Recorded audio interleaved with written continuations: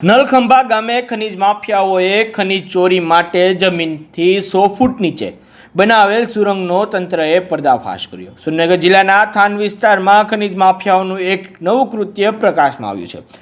કાર્બોસેલની ગેરકાયદેસર ચોરી માટે જમીનમાંથી 100 ફૂટ નીચે 2 ટનલ ખોદવામાં આવી હતી, જે વહીવટી તંત્ર દ્વારા પકડાઈ ગઈ છે। સુરેન્દ્રનગર જિલ્લાના થાનગઢના નલખંભા ગામમાં ખનીજ માફિયાઓએ કાર્બોસેલ ચોરી કરવા માટે જમીનની નીચે લગભગ 100 ફૂટ 2 ગેરકાયદેસર ટનલ ખોદી હતી।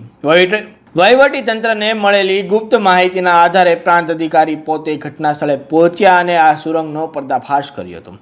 11 કામદારોને સુરક્ષિત રીતે બહાર કાઢવામાં આવ્યા હતા। આ ગેરકાયદેસર ટનલની અંદર પોતાનો જીવ જોખમમાં મૂકીને કામ કરી રહેલા 11 મજૂરોને પણ ત્યાંથી સુરક્ષિત રીતે બહાર કાઢવામાં આવ્યા હતા। તપાસમાં જાણવા મળ્યું કે ખાનગી જમીન પર 3 ગેરકાયદેસર ખાણો ચલાવવામાં આવી રહી હતી। ઘટના સ્થળથી ચરખી મશીન અને કાર્બોસેલ સહિતની અન્ય સામગ્રી જપ્ત કરવામાં આવી હતી। વહીવટી તંત્ર માફિયાઓ સામે કાર્યવાહી કરી રહ્યું છે। વહીવટી તંત્રએ ખનીજ માફિયાઓ સામે કડક કાર્યવાહી શરૂ કરી છે। એવું કહેવામાં આવી રહ્યું છે કે સુરેન્દ્રનગર જિલ્લામાં કાર્બન ડિપોઝિટ અને કોલસાની મોટા પાયે ગેરકાયદેસર ચોરીના કિસ્સાઓ સતત પ્રકાશમાં આવી રહ્યા છે, જેમાં કામદારોએ પણ જીવ ગુમાવ્યા છે। વહીવટી તંત્રની આ કાર્યવાહીથી ખનીજ માફિયાઓમાં ગભરાટ ફેલાયો છે। વધુ તપાસ ચાલુ છે। જેકેએસ ન્યૂઝ સાથે મહેશ ઉતેરિયા, સુરેન્દ્રનગર।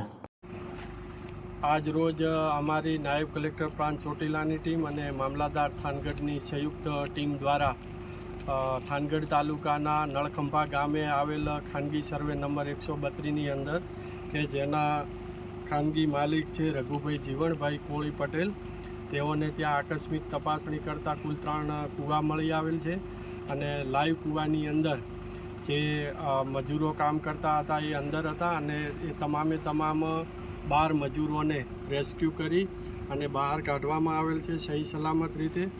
સાથે સાથે એક ચરખી, એક જનરેટર અને 15 ટન કાર્બોસેલનો જથ્થો એમ મળીને કુલ 8 લાખનો જથ્થો જપ્ત કરવામાં આવેલ છે।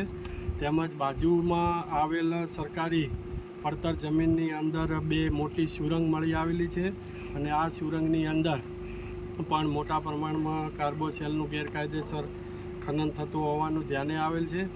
આમાં જે મજૂરો કામ કરતા હતા તે નાસી ગયેલ છે, પરંતુ એની અંદર બકેટ અને ડિટોનેટર જેવા જે એક્સપ્લોઝિવ છે એ મળી આવેલ છે।